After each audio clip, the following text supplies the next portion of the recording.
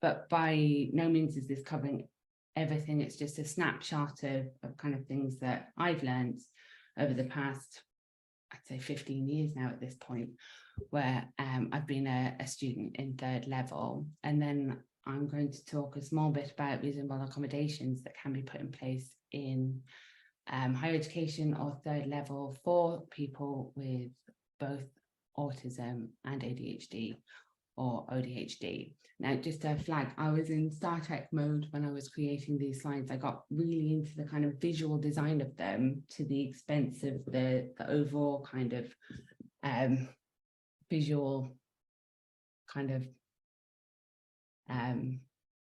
presentation of these slides, which really is a kind of manifestation of what it can be like to have autism and ADHD.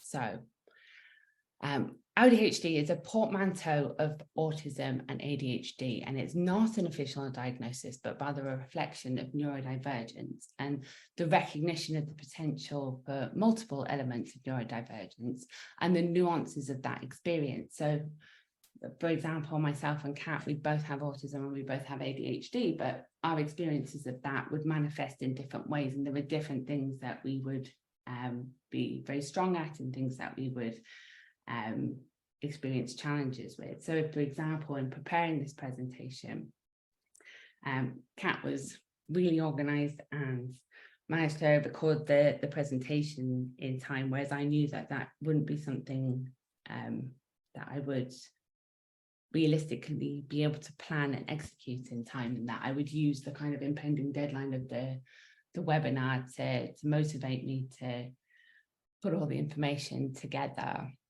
And you'll see that during my talk and Kat's talk, and then, you know, if you want to ask us questions about that at the end, that's absolutely fine. It's important to recognise that research into the lived experience of ADHD or ADHD is still quite limited, so it's difficult to kind of just in a succinct way say, look, this is how these experiences can manifest themselves, and these are the kind of challenges that people might experience. But that's kind of idea of the conflict between some elements of being autistic and some elements of having ADHD is an area where it can be quite stressful to navigate things like employment and higher education, but in particular the advice that's given to people with either condition and making sense of that yourself can be quite challenging. So hopefully, you know, the information that we're going to share today will be of some comfort to people who experience some of the challenges that occur with autism and with ADHD, and especially in combination. And I suppose that's one of the biggest motivations for both myself and Kat to do this seminar or this webinar, is that often that experience can be quite lonely. And this is something that I've come across over and over again in my time with both the student and a professional working in higher education, is that students who struggle with some of the challenges associated with being autistic or having ADHD feel quite lonely, and like they're the only people who are experiencing these challenges.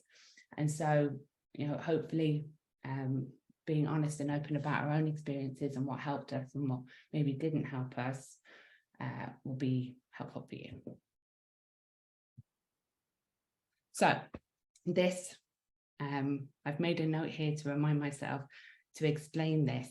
I saw this thing on Instagram about doing visual presentations. I'm very interested in how you present information in a visual way and how that can be helpful for people who are neurodivergent to kind of process information. And there was this really cool slide about how you can make things look like a folder and that you transition through them like this. So I spent a load of time kind of putting that together, and then didn't have the time to kind of polish the rest of the slides and make it look visually appealing. And that is something that has really been a challenge for me throughout my experience in higher education. So hyper-focusing on certain elements of an assessment to the detriment of the kind of overall quality and consistency of the piece of work.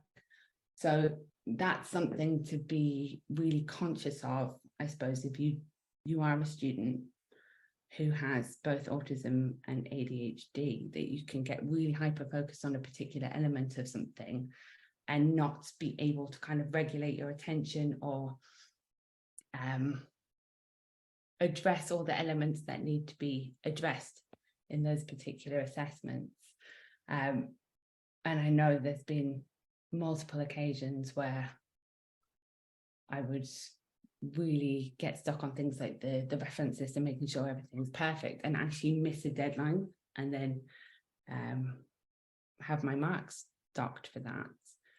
And even though you understand logically it's better to have something submitted and not, you know, lose marks for it, there's something about, you know, maybe the perfectionism that can be associated with being autistic,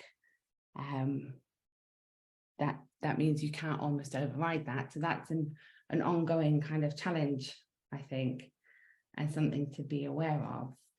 And that's part of the reason that having reasonable accommodations and an understanding of these challenges for students is so important.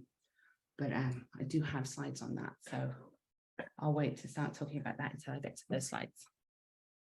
So I received what was an Asperger's diagnosis at the time in my early 20s, which coincided with, I think it was my first year in university. The first year of university of the course I actually finished. So I had been in university before and not finished that course, but we'll get onto that. And then I was diagnosed with ADHD in my mid-30s, but it was suspected long before that. It was just getting the official diagnosis actually happened in my mid-30s. And this seems to be quite a common experience for women in particular, that they get to their 30s. And, you know, that's to do with the increased recognition of things like autism and ADHD in women, but it's very common for people to only realize this about themselves at that age. And often that means that they may have attempted third level education previously and not been, you know, successful in the traditional sense. So I think if you do work in further education or with adult learners or mature students, that's something to keep in mind, that there may well be a higher proportion of people who do have autism or ADHD. And I think the term perpetual student is probably a good way to characterize me. I absolutely love education. I love learning. I love starting courses. The kind of dopamine rush of like learning about a new topic and getting really hyper-focused and invested in it is one of life's great pleasures, I think. However, it can be quite challenging to actually finish courses. So just to give you a snapshot, of my actually, I'll talk about my third level qualifications first, and then I'll go back to my professional experience. But these are the qualifications I've actually finished. So I did an arts degree. I have an MA in applied linguistics, a certificate in teaching and learning in higher education, a certificate in intellectual disability studies, a cert in psychology, and I'm currently enrolled in an MSc in psychology in the University of Glasgow. But they are the ones that I have finished. There are many more that I have started and not finished, but I'll talk about that in a minute. So very quickly, like I said, I've worked in higher education for over a decade now.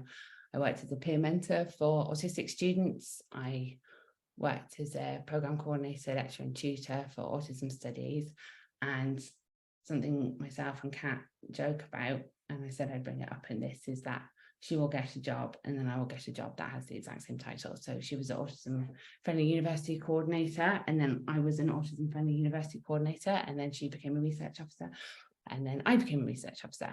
So I'm hoping she has like a super duper well-paid job for her next role, because then I'll get to follow in her footsteps.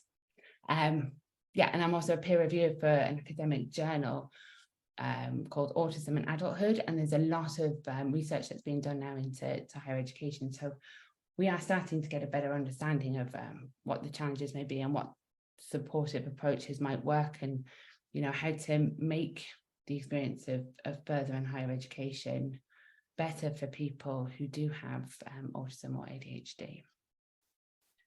So that's the end of my pretty slides.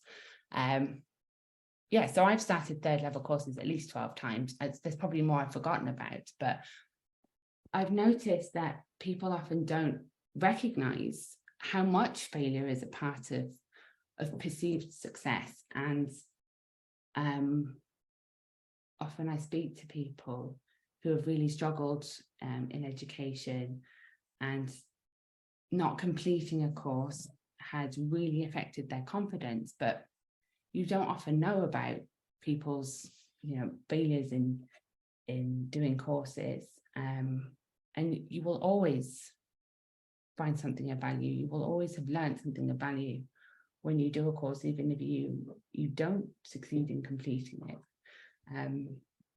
And it's okay to fail modules and come back and repeat them. It's okay to do a course and not hand in the final piece of work. It can be really emotionally distressing to have that experience, but it shouldn't, be something that stops you going back or trying something else. And, when I was talking to Kat about what should be included in the presentation, I felt really strongly that people should not take on, a sense of shame or a sense of incapability because they have quote unquote failed in education. Very often it's the education system that has failed you rather than the other way around. So I like to view, things that could be considered failures as an opportunity to learn about what works and doesn't work for me. And I think that's a perhaps more productive way of kind of looking at that kind of thing. So yeah, that's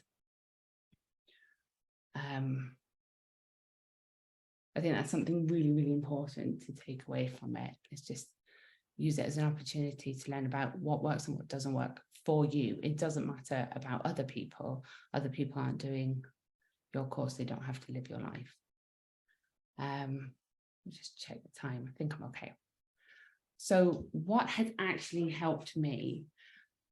Something that I noticed is that often the kind of traditional advice, especially about time management, just did not work for me. It didn't make sense. So things like making study plans and allocating, an hour of time to this, things that required consistency and understanding how much time something takes. Those are things that I really, really struggle with. So trying to implement strategies based around an understanding of, time and how long things take, and an expectation that you can be consistent with things just didn't work and actually made me feel worse. Recognizing and being able to articulate what my actual own challenges are has been really, really important. And in particular, working through the sense of shame around not being able to get it, because often, and this has been said to me by people a lot, is that they will be embarrassed or ashamed about not being able to meet a deadline because other people seem to be able to do it.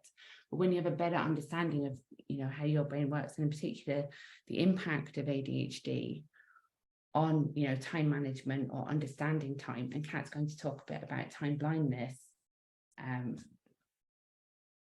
it allows you then to move on from that and start figuring out what does actually work for you, rather than beating yourself up about the fact that the things that work for other people don't work for you.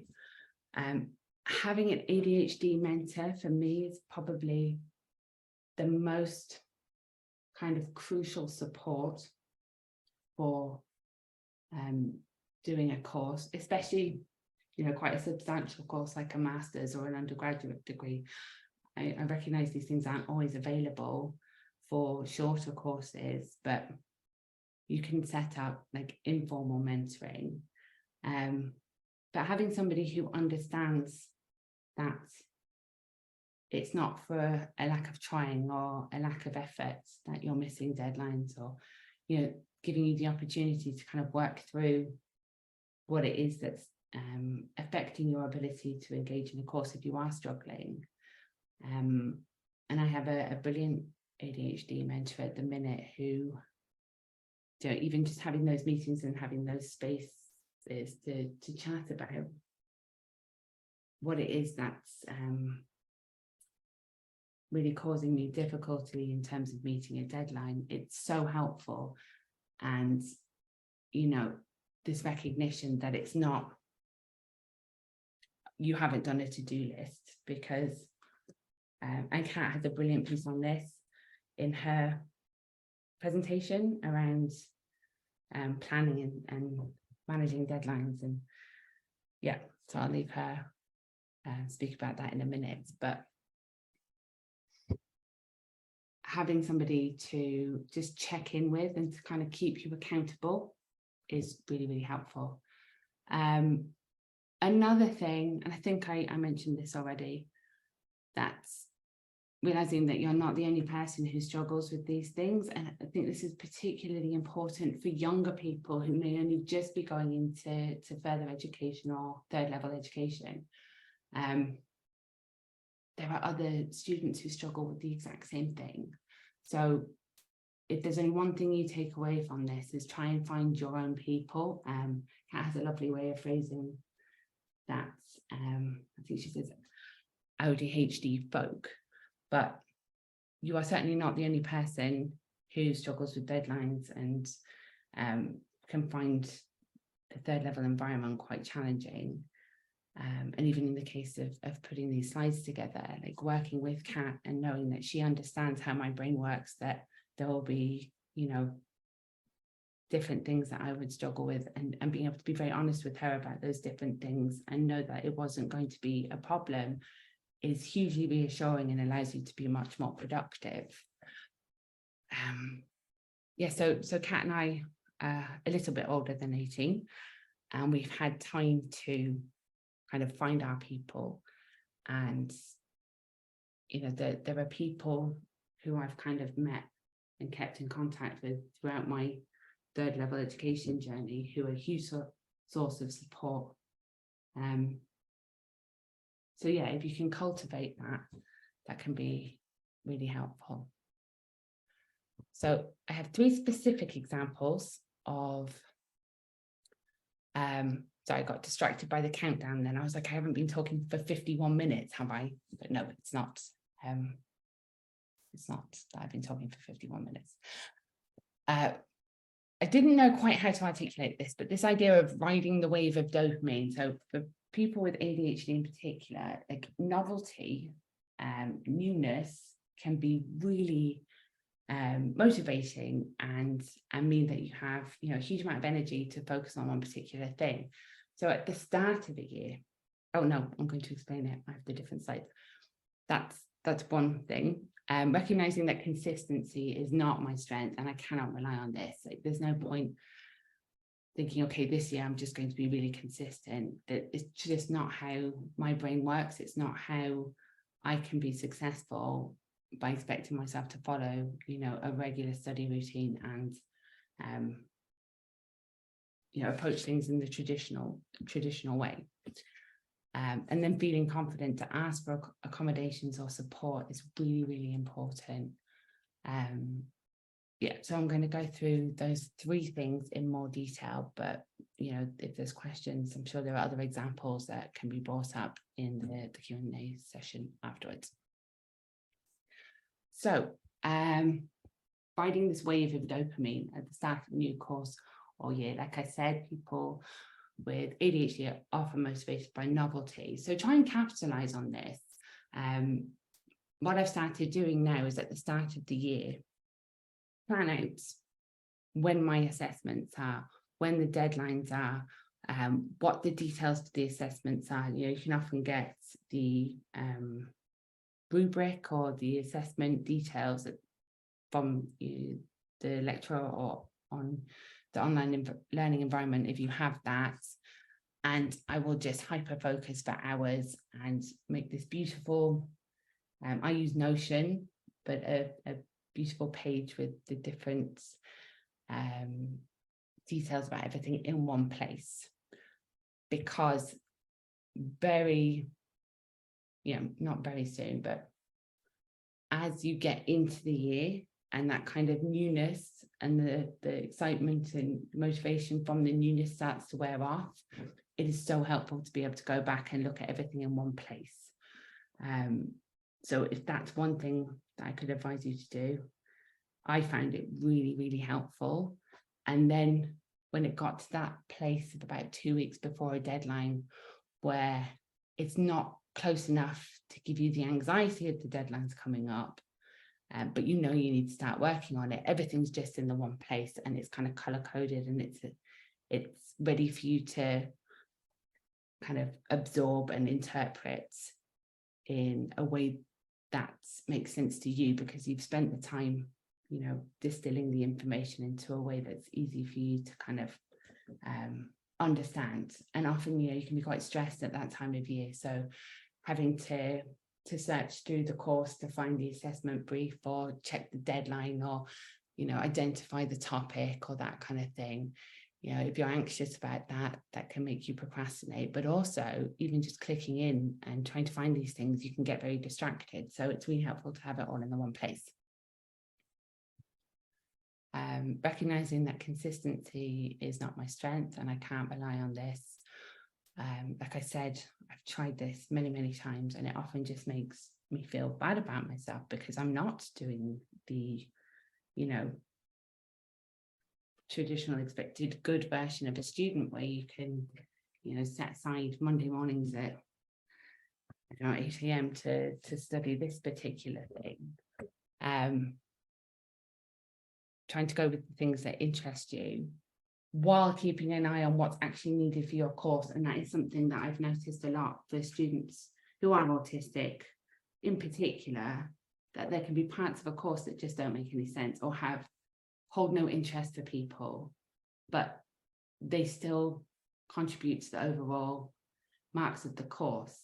So be aware of that as well, that there may be things that really interest you and you hyper focus on it and you do absolutely brilliantly in that module, but it only carries a certain amount of marks, the same as another module might. And then, if you've totally ignored a module, you might fail it and then you can't progress. So that's something to be aware of, that unfortunately the way education or formal education is structured is that you have to meet certain requirements. So just be conscious of that as well, that sometimes where your interest and your motivation is, it doesn't necessarily follow that putting all of your effort and time into that particular thing is going to kind of be reflected in your overall results.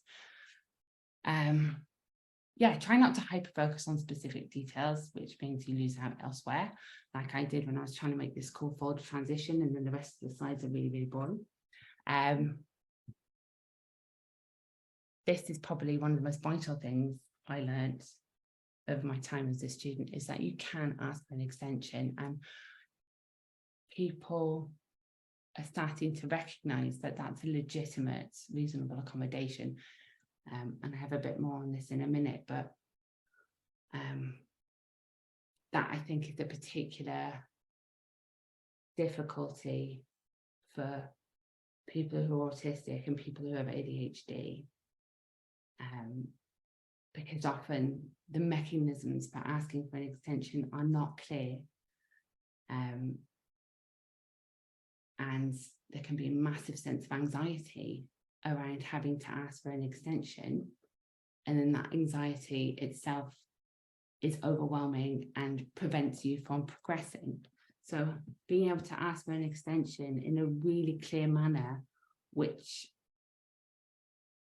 means that you don't have to worry about the process or how do you do it, is so valuable. And there's a particular setup in one of the courses that, I won't say which one, but one of the courses that I was a student on, where you can just go in and ask for an extension within the system. You don't have to talk to anyone, you don't have to email anyone. And the very fact that you are registered with the Disability Support Service means you get a week's extension, no questions asked. And that to me was an absolute revelation, and really reduced the kind of anxiety around not meeting the deadline, which would then further impact my ability to meet the deadline.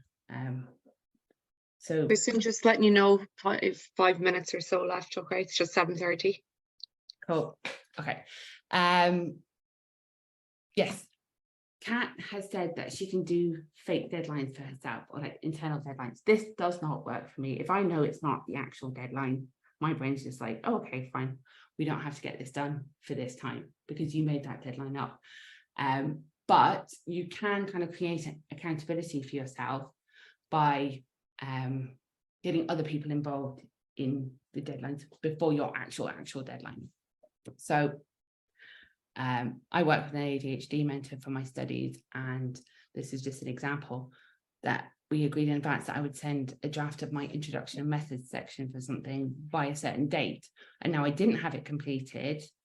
And what I would have done before is then just not sent anything. But because we'd had the discussion and we both knew it was quite unlikely I was actually going to have the whole draft completed, I could send on an incomplete draft and know that was still okay. And that meant I was still further ahead than I would have been.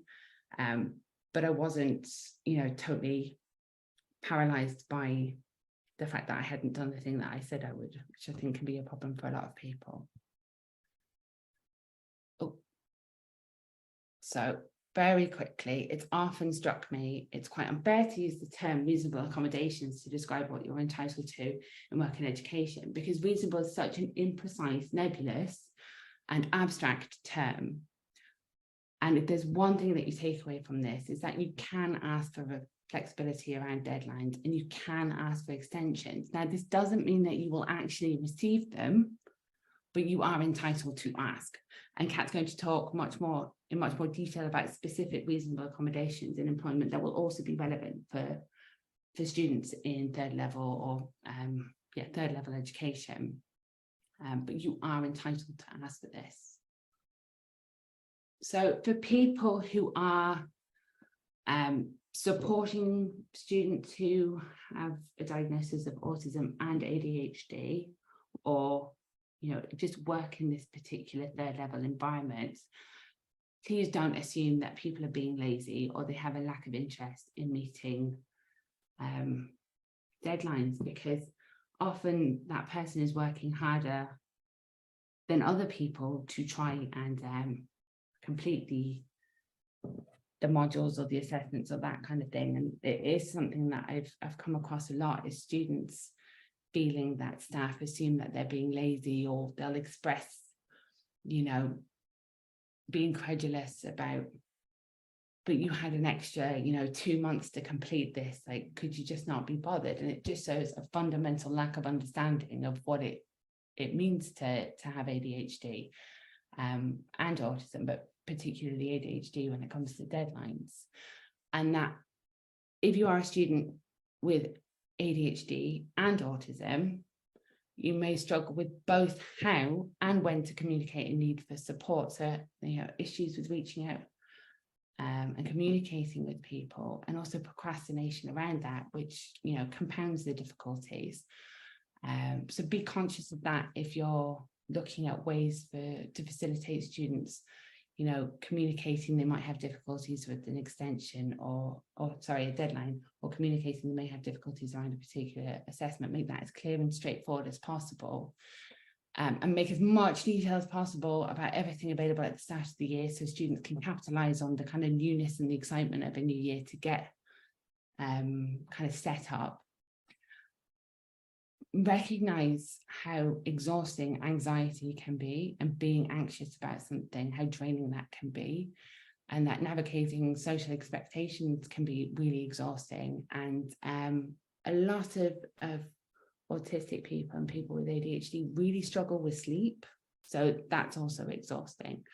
So autistic and ADHD people are often quite tired.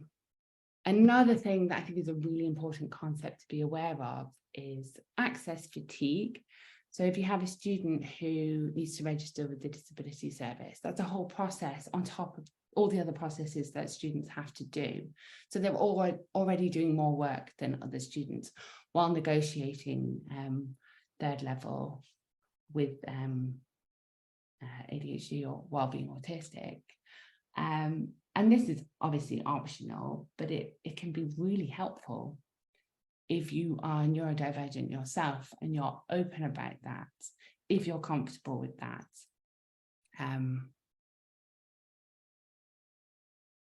So I'll just skip to the last point with that.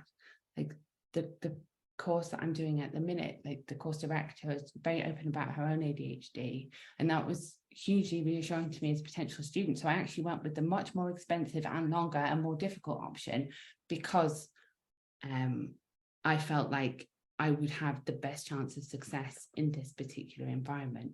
So when I say look for potentially neurodivergent friendly courses, I don't necessarily mean that they're advertising that or articulating that, but that's, you know, if there are staff who are neurodivergent, that can be a good sign that your own neurodivergence will be accommodated, and that, you know, there will be a kind of understanding of how things might need to be different. Trying to find a balance between the logical choice of courses and a choice that will be exciting for you. I don't know if this is a particularly common experience, but I often find that if there's a particular thing I need to know more about, I'll go to the extreme of, okay, I'm going to do a postgraduate course in that, and I don't actually need to, I just need to read up on it. And also to recognize if you're going to sign up for a course, you will often rely on, you know, excitement about that course to complete things, perhaps more so than students who maybe don't have ADHD or autism. Don't let failure demotivate you, because I think you always would have learned something of value, and find your people if you can. So there are lots of neurodivergent societies that are kind of blooming in different institutions around the country. There are other things you can do, like body doubling, like just try different strategies. Some of them won't work at all, and some of them might actually work. And you may lose interest in things. Things might work for a little bit and then no longer work for you, and that's okay. So yeah, I better stop now. Seeing I have no idea how long ago the 5-minute warning was, but yeah, that's it from me for now. Kat's up next, and then we will be asking. Oh, we won't be asking questions. You'll be asking questions. We'll be answering the questions, and that bit won't be recorded. Okay. Thank you. Thank you so much, Kirsten. That was really, really interesting. I've loads of questions myself, but we won't get sidetracked. Perfect. So what I'm going to do now is Kat has very kindly recorded her part of the session, but she is here and will be here to answer any questions. So let me just hope that this works for me and my tech skills. Okay. Comfort zones. We're constantly pushing ourselves in sensory environments and communicative environments that just aren't comfortable for us. So I wanted to talk about how we can keep ourselves in our comfort zones as much as possible without judging ourselves or feeling guilty for it. So a little bit about me.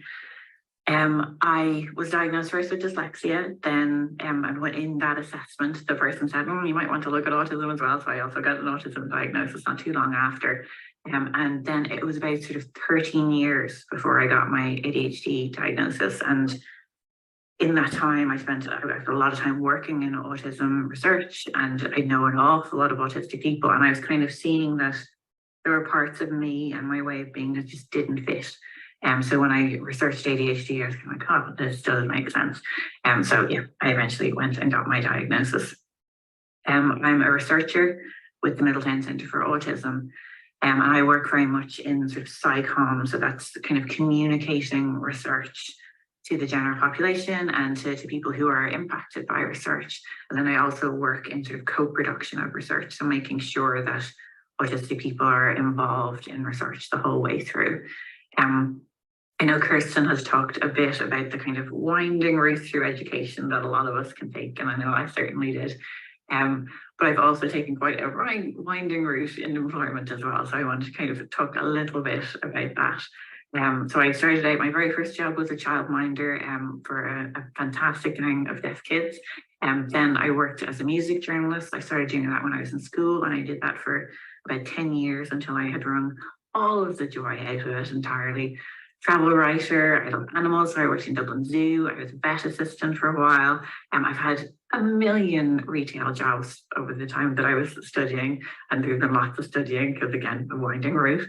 I worked as a medical receptionist when I was doing my PhD, and then for a good while now, I've worked in research. So I've worked in autism research and mental health research quite a lot, and I think that fits quite nicely with my interests and how I like to do things. So hopefully I'll be staying in research for the rest of my working years. So I wanted to think a little bit about why it feels like there's been an increase in AuDHD identification and diagnosis over the last little while. So one of the things I think to bear in mind is the fact that for a very long time, clinicians didn't diagnose both together. So people were either given a diagnosis of autism or they were given a diagnosis of ADHD. In 2014, there was some research that looked at autistic adults and found that between 30 and 50% had behaviours related to ADHD, which is still slightly vague. And then recently, just in the past year, there's been research that found that between 50 and 70% of autistic adults are likely to have ADHD. So why might those changes have happened? I think there's improved awareness on the part of clinicians. So both autism and ADHD, I think, were very much for a long time associated with, young male white people. So I think there's been a broader understanding of who is likely to get a diagnosis. Improved diagnosis process. I don't know if improved is necessarily the right way to describe it, but there's definitely more private routes and different routes to getting a diagnosis that people might be able to take. Awareness of diagnostic overshadowing, so people realizing that oftentimes they do occur together, so paying more attention to that than they might have previously. And then shared experiences. So I think particularly over the pandemic, there was an awful lot of people sharing videos or sharing things on Twitter and social media about their experiences of having ADHD. And then I think that allowed a lot of people to relate to that and sort of start to see themselves in that. And I know myself and Kirsten communicate almost entirely through AuDHD memes, and it can be really helpful to just sort of see yourself reflected. So I wanted to think a bit about kind of the competing needs that you might have if you're ADHD. I know for me, I was really lucky when I got my autism diagnosis initially. I was able to do a lot of OT. The university that I was in were running a project sort of to offer OT to people. And the way that we worked with it, because obviously I didn't know that I had ADHD at the time, but it was just to focus on the challenges that I had and where I was finding things tricky, and not think, well, this is an autism problem, this is a dyslexia problem, but just think, where is there an issue and how can I work around it? And I think that can be a really helpful approach, rather than kind of go, well, this is the autism part of me, or this is the ADHD part of me, to sort of look at the whole. And the entire person and where you're finding your challenges. And I know for me, that's the most helpful approach to take, rather than to try and sort of pigeonhole it or label it. So there can be places where I do struggle, and I'm kind of, as I say, sort of stuck in the middle of two kind of competing ways of being. So I thrive on routine and predictability, but I'm also more likely to struggle with planning and schedule, and I get really bored really easily. So I'm sort of, as I say, stuck between needs that haven't quite been met if I lean too far into one or the other. A routine change or someone missing an expected deadline can knock me off kilter for the full week. But at the same time, it can be really hard for me to meet deadlines if I don't have sort of a big dopamine hit as a motivator. And I know a lot of us kind of wait for anxiety to kick in and use that as our engine to get things done. So you can often feel like you're kind of juggling both instincts at the same time. Diving into a special interest can bring absolute joy and comfort and pure relaxation for me. But at the same time, I have a tendency to kind of jump between interests to get that same feeling. And you know, I could open a craft shop with all the gear that I have from all the different kind of crafty interests that I have. I mean, at the same time, there are some kind of enduring interests that I have. So dogs and books are things that have, since I was very little, always been an interest. But to kind of get that, I get the sort of the relaxation and comfort, but to get the dopamine hit, there tends to be a lot of deliveries of dog coats and new collars or new books to just sort of balance out the dopamine levels that I need. And there's almost sort of an ADHD tax on my special interests because of that. I have an urge to make sort of very detailed plans. I have made Excel spreadsheets for places that I want to eat on holidays. I street view everywhere that I'm going to go so that, you know, to the point where if someone asks me for directions, I can give them like a local. But at the same time, I make sort of very impulsive decisions, and they can oftentimes be quite big decisions, so like moving to another country or getting a new tattoo, the things that can have a real impact on my life. So again, I try and sort of pay attention to both urges and think about where the most comfort is likely to come from, both immediately and long term, as much as I can. I need to process and figure out what I'm feeling and sort of slowly come up with ideas. But at the same time, if I'm really excited about something, I can info dump, and like every bit of information that I have about something that's in my head will suddenly be thrown at a person if I'm in a meeting, and I might have sort of 15 ideas of things that we can do. And the chances that I remember any of them are very, very small. So for me, it's kind of about knowing that I live in that conflict and sort of looking at each situation to see how I can be most comfortable in it. And I have a ton of potential accommodations that can help me with it, and hopefully will help some of you with it a little bit later on. So there's a Swedish study, and you can see the author there that I won't begin to try and pronounce their name, I will butcher it. But one of the primary concerns of autistic and ADHD folk was their own cognitive ability, so understanding their own way of thinking and being. And they found that there's often sort of a cycle of stress that people go through. So they're stressed about their own approach to things. That causes them sleep trouble. They then feel a sense of chaos. They become more stressed about their own way of doing things, and it's sort of a cycle that they stay in. But they found that one of the ways that was really helpful, one of the things that was really helpful for them was that if they had a really good understanding of how their individual brains functioned and how they best navigate the world, and they tended to be much kinder to themselves if they knew that. So these are some of the things that I know I struggle with quite a lot, and potentially some of you might struggle with a bit as well. So for me, object permanence and aphantasia. So that's the ability, aphantasia is the ability to kind of visually picture something in your mind, and I just can't do that. So that very much for me is a challenge in terms of trying to visualize anything. So if I'm trying to get to somewhere, it's really hard for me to be able to visualize a route. If I'm trying to remember someone's name, it's really hard to do because I can't picture them. And then I can often struggle with work projects because, you know, if a project has a lot of different steps to it, I can kind of visualize what each of those individual steps will be. And so what I tend to do is literally draw it out. And so I have a picture in front of me of what's going to be happening.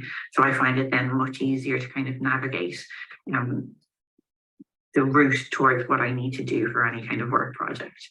Dopamine seeking, I find that to sort of get myself started into doing something can be really difficult, and even to get my day started can be really difficult. So to get little boosts of dopamine in sort of discrete ways throughout my day can be really, really helpful in terms of getting things started and just, you know, basic sort of staying hydrated and things like that. So to start my day, I tend to have sort of 6 different shower gels around so that there's something slightly different in my day from the day before and from the next day.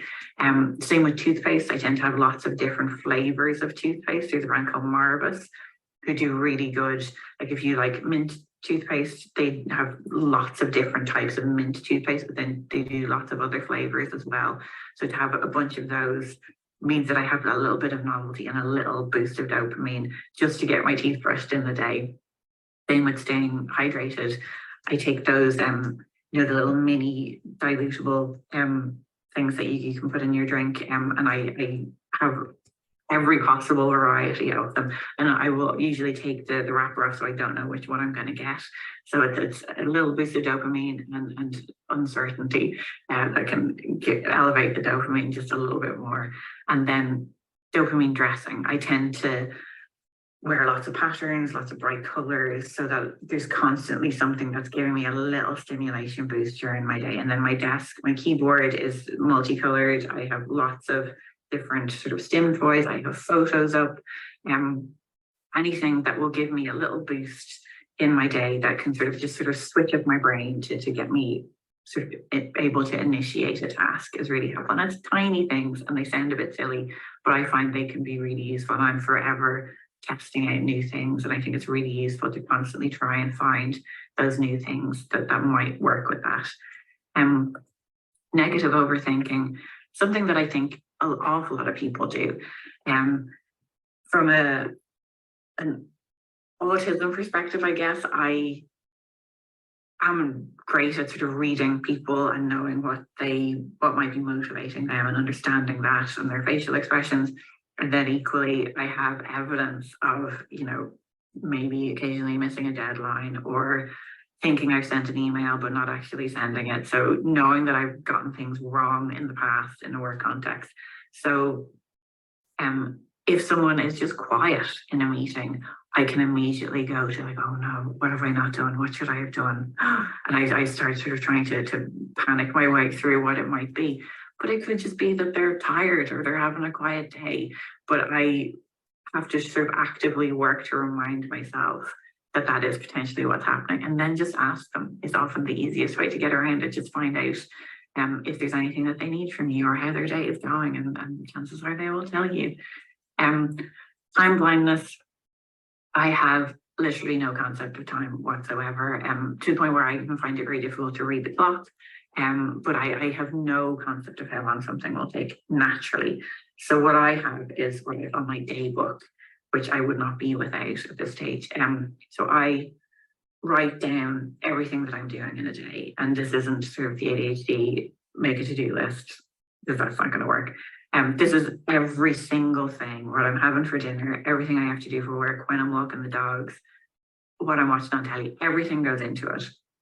And then from a time blindness perspective, I have a document of whether or not I got it done or whether or not I had to sort of move it to the next day because it took a lot longer than I expected. So I then have sort of a list of how long things take. So when I start a new project and I see that I have to write a report, I can go back to the last time I had to write a report like that and see how long it actually took.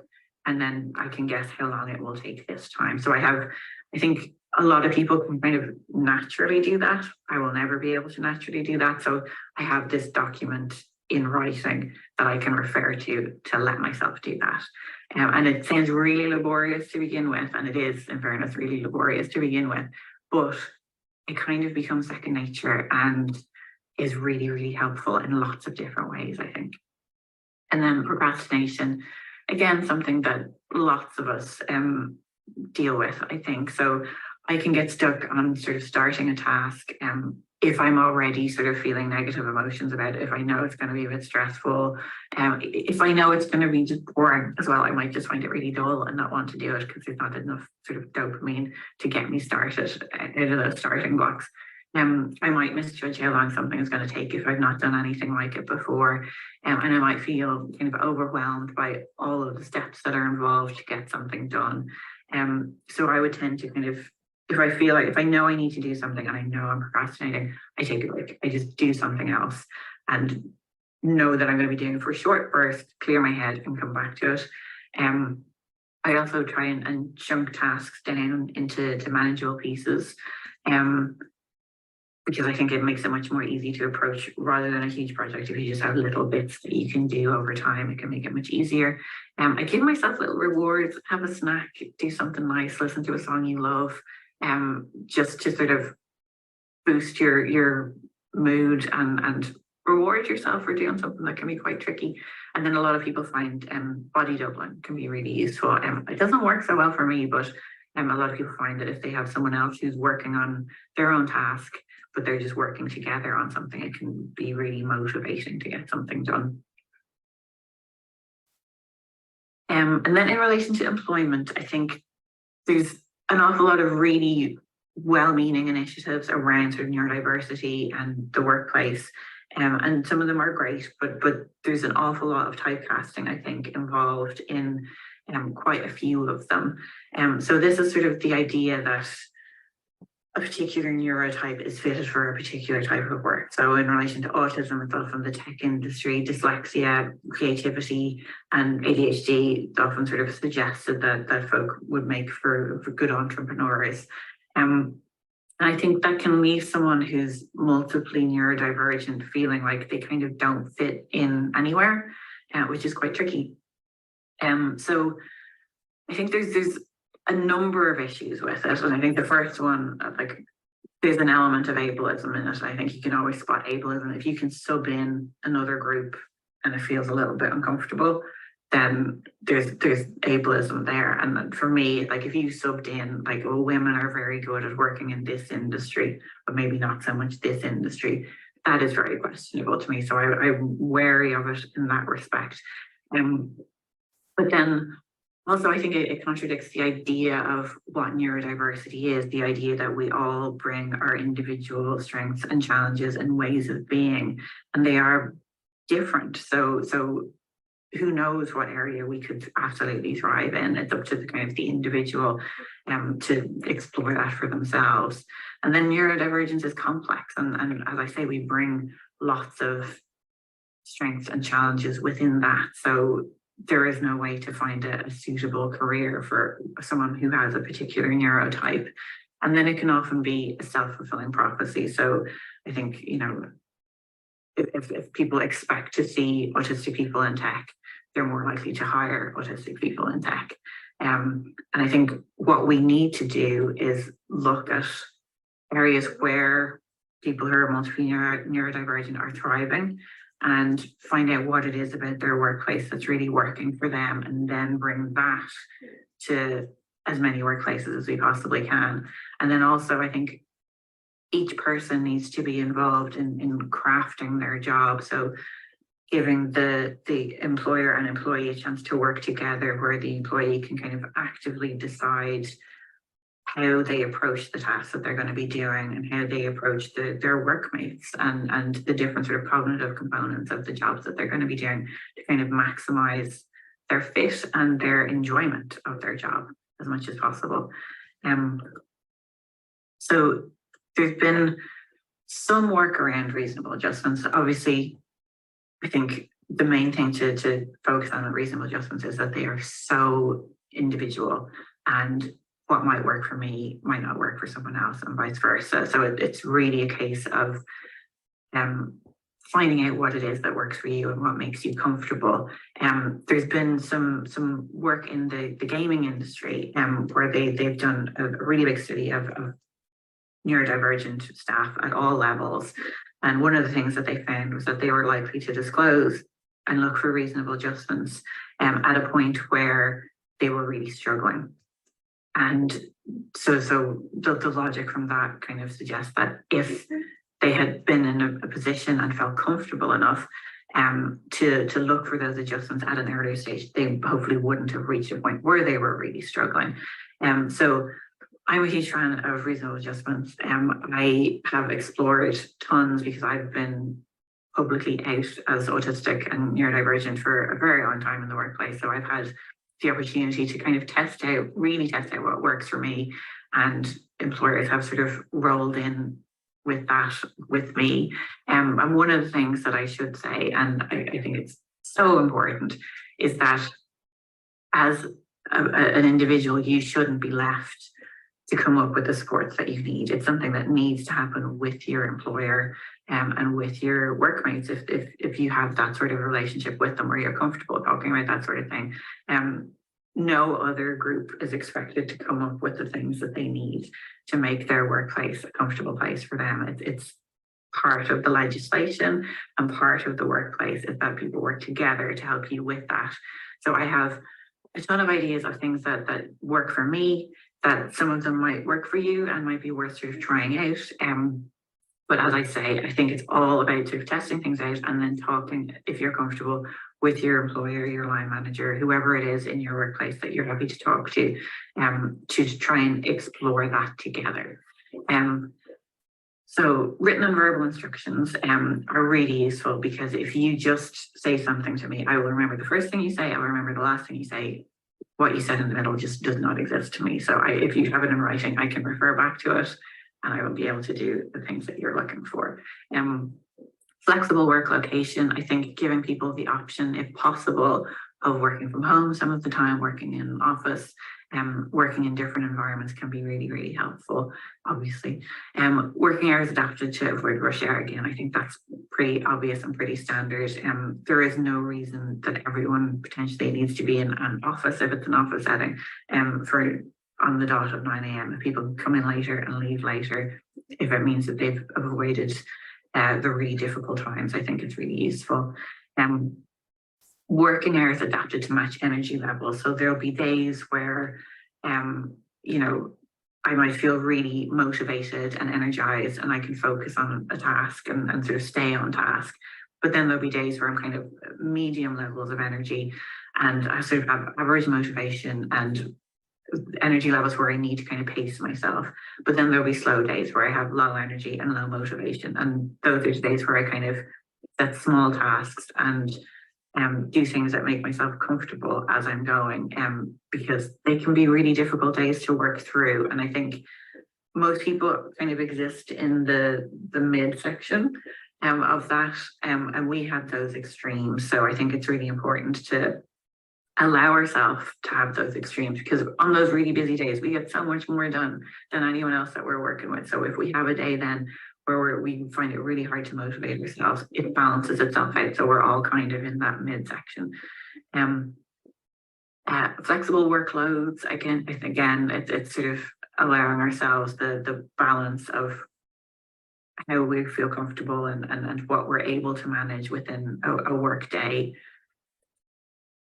Regular check-in meetings, I find that it can be really easy to feel like I'm going off task or veering in the wrong direction, particularly if I hyper-focus on something. I can go very far in a direction that maybe isn't the direction that other people on my team or my line manager is looking for. So to have those regular check-ins, to know that what I'm doing is exactly what they're looking for, can be really helpful. A specific workspace, as I say, I have myself kitted out to have everything that I need. If I need to fidget, if I need to you know, look at something that I find inspiring or motivating, to have that around is really helpful. So to not be hot desking and not know where you're going to be when you go into an office is really, really helpful. Less focus on time spent working and more on tasks completed. Because I think for a lot of us, we can hyper focus and it means that we get something done that could potentially have taken a day or 2 days. We can get it done in 2 hours. And I think that's where the focus needs to be, because you're often exhausted after you've done that hyper focus. So I think it's reasonable to expect that you can ease out of work and sort of take things a little bit easier and do very easy tasks for the rest of the time that you should be in work, or take some time off if you've done the tasks that you were supposed to do. But I think being aware that we can really throw ourselves in and use up a huge amount of energy and get a lot done in time that other people wouldn't be able to do. Minute meetings or software to transcribe, again, because it will just be gone from my head. If it's not written down, it doesn't exist as far as my brain is concerned. Clear, specific instructions, I think that is useful for literally everyone. Positive and negative feedback. I have spent a lot of time working with really lovely people, a lot of times in charities or a lot of times with a lot of Irish women who really don't want to naturally say something negative to someone. So I find if I give a piece of work to someone to review, they might sort of highlight the really positive things and then be silent on the things that they don't like. But I need really explicit negative feedback as well as positive feedback, because I cannot read between the lines. If they don't like something, I need them to tell me, and I will be delighted if they do. Use bullet points again. My own instinct, if I'm sending an email or writing something, is to make it epic and put every thought that I have in my head into it. But I'm not going to read that. I shouldn't expect anyone else to read that. So using bullet points can be really useful. I know for me, it's a way to just scan something and make sure that I have the basics. And then if there's more, I can read it later. I may not remember to, but I, in theory, can read it later. At least I have the bullet points. So optional sensory environments. So most of the time when I work, I will have TV on, radio on, maybe even a second radio on, because it's like my brain needs to be working at full tilt all of the time. So to have lots of different sort of sensory stimuli helps me do that. But if something is, say, really important or really difficult and I really need to focus, I might turn all of those things off because my brain is going to be working at full tilt anyway. So to have those optional environments of where I might work can be really useful. Flexible deadlines. I tend to set myself internal deadlines and then have external deadlines as well. So an internal deadline is when I have decided something needs to be done for, and oftentimes no one else that I work with knows that that's happening, and occasionally I will get very stressed.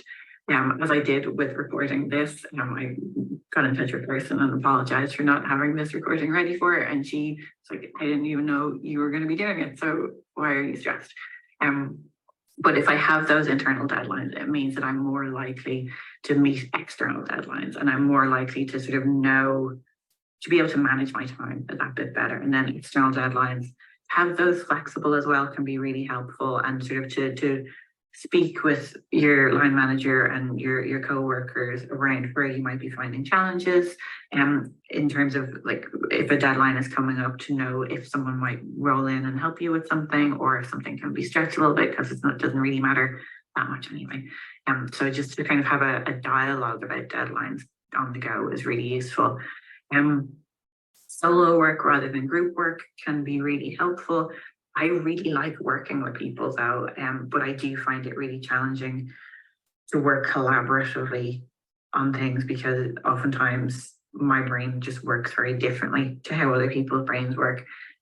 So what I like to do is kind of chunk a project as much as possible. So there might be a bunch of us working on it, but we're kind of working on our individual pieces, and we can come together to talk about them and talk about the good things and the bad things that we're finding with it, but then we can go back to our own pieces and work on them in the way that's most comfortable for us. Physical adaptations, again, it's obvious things that, like headphones and lighting that works for you, and being able to take movement breaks. I say it's obvious, but I think it's also stuff that a lot of us don't tend to explore. I know a lot of people who thought the noise cancelling headphones absolutely would not work for them, but it turned out that they were really beneficial. A lot of people maybe don't realize how bad lighting is until they get better lighting. So I think it's worth, if you can, to try and explore that stuff, even if you think it might not necessarily apply to you. Walk-in meetings or outdoor meetings, I know I find really helpful, because it means that I can avoid the awkward sitting across the table from someone. What is my face supposed to do? How long should I make eye contact for? Stuff. And then there's also a lot of sort of stimuli in the environment to keep my brain ticking over at the pace it needs to be at, so I can pay attention to what's actually being said. Not phoning, I think should be standard personally. I know not everyone has difficulty with the phone, but I think an awful lot of us do have difficulty with the phone. And I know for myself, I would rather throw my phone into the sea than answer it, if it's someone that I'm not expecting to call me. So I think finding out whether or not someone has an issue with the phone, and whether or not there are ways to phone them that might make them more comfortable is really useful. think an awful lot of people also struggle with the phone. I don't think it's just a ADHD autism thing. I think an awful lot of people don't like using the phone. Messaging, if you use Teams or the like, message before you suddenly just start calling someone. I kind of see that as the equivalent of like knocking on an office door before you open it, just to give someone a chance to kind of feel comfortable suddenly talking with someone. Send agendas in advance if you're going to have a meeting, and I think let people know what their role in the meeting is going to be. I know for myself, I tend to kind of have to prepare ahead of time if I know that I'm going to be doing a lot of talking in a meeting, whereas you know, if I'm just going to be sitting quietly and sort of listening to what's going on, it's much easier to be in the meeting. And if you can send an agenda for your meeting, then it's an email and you just have to send that email. Establishing action points for projects, again, that works for everyone. I think that's a basic thing that should be standard.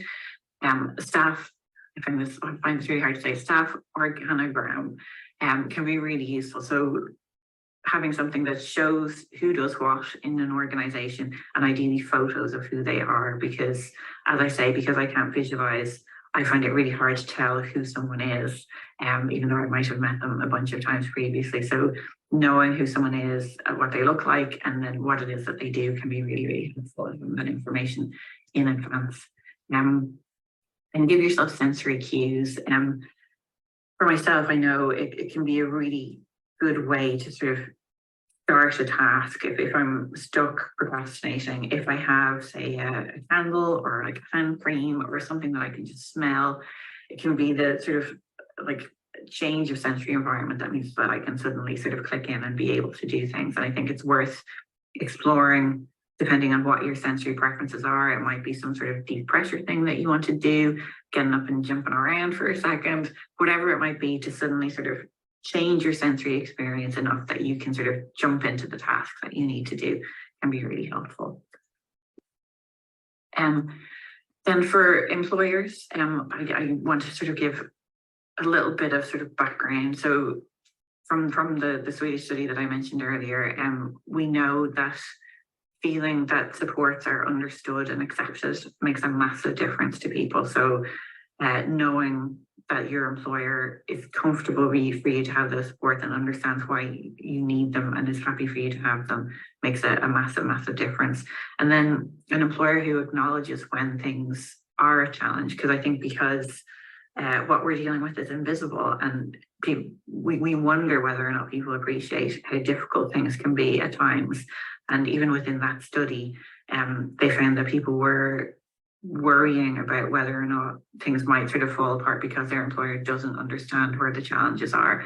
So I think acknowledging when things are tricky, and then obviously on the flip side of that, acknowledging when things have gone really well and things have been obviously very easy for someone is really helpful. And then communicate clearly and offer flexibility. So understanding that people might need information in a different way to some of your other employees, but then also offering them more options to be able to work comfortably. And oftentimes, as we've seen, it's tiny adjustments. You know, it's not huge things that people are looking for. It's wee things that can make a massive difference in someone's day. And then for you, if you're starting to think about whether or not you might be ADHD, you might already know. I think right from the start, right at this moment, start thinking about your own senses and what brings you comfort, and start exploring the little things that you can do in your day to sort of change your sensory environment and manage and sort of look at your energy and where things are sapping your energy and where things are giving you energy, and how you can bring those into your work day in a little bit. Embrace the chaos. There will never be a hack or a new notebook that magically makes your brain like everyone else's, and that's not a bad thing at all. So the best thing that you can do is really get to know your own brain and your senses and what works for you, and then work with that. And then be gentle and compassionate with yourself. You know how hard you have to work to remember things and to stay on track and to do everything that you do. And if someone else was working that hard, you'd be so impressed with them. So extend that kindness to yourself and acknowledge all of the work that you're doing. Thank you so much for listening, and I believe we're going to throw to questions now.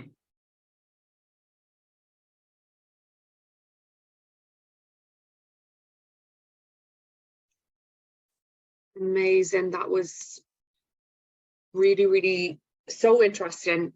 So many helpful tools, and I can see from the chat as well that the participants also feel that there's lots of like very helpful kind of pointers there that are practical for everyone. So if you guys are happy to go into questions now, then we will. So we have maybe about 5-10 minutes for questions, if that's okay. Okay, let me go back here. I actually made some notes on a couple of the questions, so Brilliant. people want to look through what's there, and I can just say a couple of things from what I've read already. Someone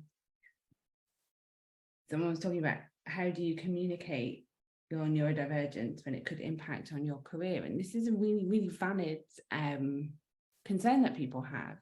And I think often there's advice to kind of disclose, it'll be fine, you just need to disclose, and that doesn't actually match the experience that people have. It can be a really positive experience, but I think we have to acknowledge that sometimes it doesn't always have the outcome that you would hope it would have. And I know that's, like I said, one of the motivations for myself and Kat, kind of putting ourselves out there a bit with, you know, we struggle with this, and, you know, didn't finish this course and all of that, because the more people who can kind of acknowledge those things, the more hopefully people will feel comfortable kind of disclosing those things. And the more other people will understand, hold on, okay, you know, someone might have an issue with these things, but they can still be really good employees, or they can still be fantastic students and, you know, do really well. But yeah, it's a really, how to communicate it. One of the things that I have seen, and Kat, I don't know, do you want to jump in with this as well, is that you can just say things like, look, I find it difficult to concentrate in a busy office, and I found it's much easier to cope if I wear, you know, headphones. You don't have to say that you have ADHD or that you have autism. You can just say, look, this is how it suits me to work. You know, like often it's only, and Kat was saying this, it's often only little things, you know, can I have a window to start working if I get here between 9 and 9:15? Is that okay? Rather than I will leave later if I arrive later, kind of thing. Just like little bits of flexibility. Like Kat, I don't know, do you have anything to add on that particular one? Yeah, I agree completely with what you're saying. And I think people are much more open now to understanding that everyone works in their own way and everyone has their own needs. So I don't think you necessarily, if you're not comfortable, I don't think you necessarily need to say, look, I have a diagnosis of the X, Y, and Z, and sort of get into the details and the weeds of it. I do think if you do want to disclose, for myself, the very first time that I disclosed in the workplace, I was working in a job that had nothing to do with autism or ADHD or anything, and it was to a colleague who was very clearly interested in people and had clearly shown that he was interested in sort of LGBT rights and traveller rights, and sort of had compassion for groups who were marginalised. And I think that can be a really helpful person to look out for. So and he had no understanding of neurodivergence whatsoever, but was really compassionate and really interested then. And he became probably one of the best allies that I've ever had in the workplace. And he was just very conscientious about sort of making sure that I was comfortable. And I think sort of looking for someone who maybe doesn't know anything about neurodivergent, but is interested in people and is compassionate, can be really helpful.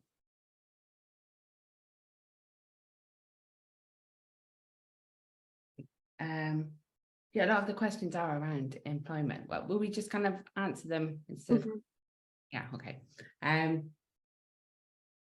Yeah, someone made a really good point about having the resources to fail, and that you can't just keep starting courses over and over again and paying for that. Like, that's a really valid point. And I just wanted to bring up, there is actually something called a second chance student in Ireland. That I think it's something like, you'd have to check it, but after X amount of years, you can actually go back and start a higher education course and get the full grant. Now you'd have to double check it, but there are sometimes, you know, supports that are available to facilitate people going back. things like springboard courses and all of that. But yeah, like you have to acknowledge it can be a huge front. Like I've wasted thousands of euros on tuition for courses that I've started not finished. Now I have a diagnosis. Often there's flexibility around getting refunds and that kind of thing. But yeah, I don't think I'd ever want to like actually type out what I've spent on tuition. But part of, I suppose, what might be helpful, and not to diminish the kind of impact and like the very real worry about, you know, will I be able to get a job after this? Was this worth the investment? That's something that really resonates.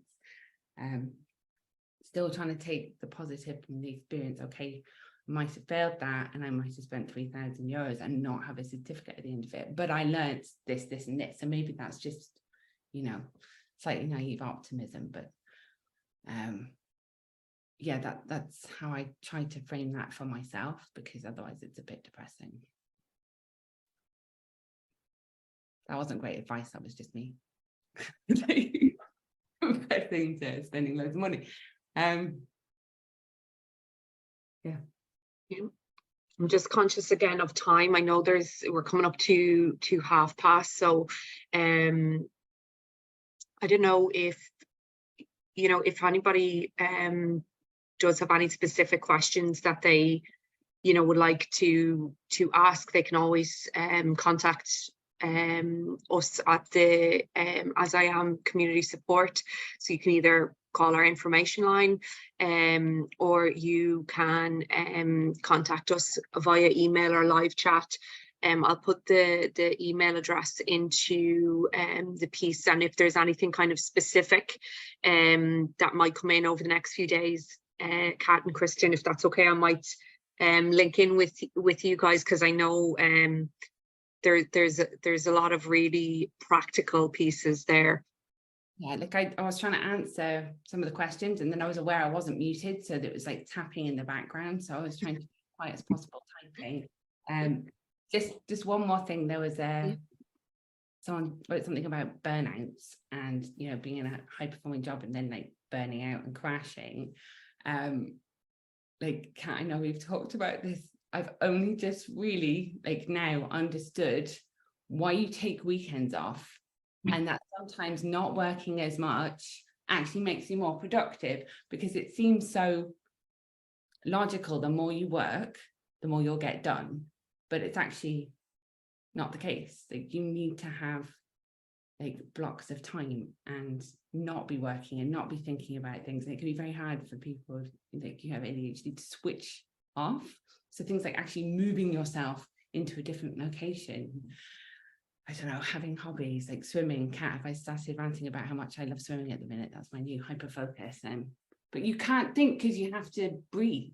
You know, you can't be worrying about work or study or whatever, because you have to just try not inhale water. So yeah, I don't know, do you want to say anything else, Kat? Well, yeah, no, I agree. And I think someone asked about sort of pushing ourselves out of our comfort zone and how we're kind of expected to do that. And at the start, where I don't think people could quite hear the very start, but that is something that I talked about, because I think what I think we need to be doing is trying to find our comfort zone as much as possible, because we are living outside of our comfort zone most of the time. So I think that's a way to sort of try and navigate burnout as much as possible. I've been through burnout. I think lots of us have been through burnout, but sort of just constantly paying attention to the little things that bring you joy, and then just gathering them as much as you can, I think, can be really, really helpful. And sometimes just taking the easy option, you know, it's really important to just to be perfect, you know, and like it's really difficult to remember, and especially in things like sorry, my Alexa is now going off. Actually, Alexa, stop. Someone asked a question about how to manage routines and stuff at home without the prompts. We use Alexa. I didn't want to be like advertising Google and the answers, but you can set like audio reminders for stuff, so it will just prompt you and you don't have to think about it, and it avoids that kind of issue with having notice boards and stuff, where it just becomes part of the surroundings. You don't notice it anymore. But you can do things like color changing lights and you know, Alexa announcing that you need to do something. I've totally forgotten what we were talking about before that, Kat. Oh yeah, the comfort zone thing. Yeah, because we're spending a lot of time just existing outside of our comfort zone. So, but I think that links in as well with the idea, like, it's completely valid to ask for accommodations.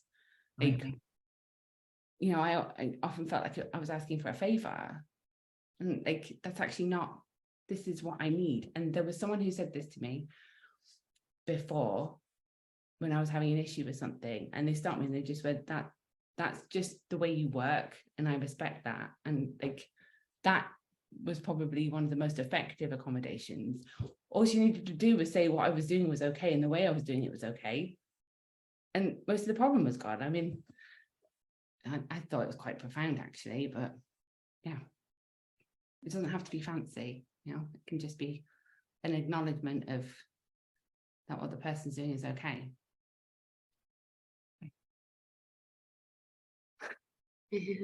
Okay, guys, I'm going to be so annoying about the time piece. I will have taken note of the questions that are in the chat, and I'm thinking that maybe there's a way that we could you know, do an info sheet or something like that, just to kind of get some general questions that are there answered. But would it be a webinar on ADHD if we didn't run over time? This is it. There we go. A thing of beauty, everybody. A thing of beauty. Yeah, so I'm gonna do it, because we could sit here and chat for the whole evening otherwise. But girls, I really appreciate it. Thank you so much to Kat and Kirsten, and to Ken for being here from ADHD Ireland. We will do our very best to get this up on YouTube after it's been reviewed, and hopefully within the next week to 10 days or so. But just keep an eye on the YouTube channels, or any announcements on the social media, so whether that's with ourselves, AsIAm, or with ADHD Ireland. But to everyone, thanks for being here as well, and for listening. So enjoy your evening, get a cup of tea. We lived to tell the tale. We survived our tech issues. So thanks so much, everybody. Okay, good night. Bye.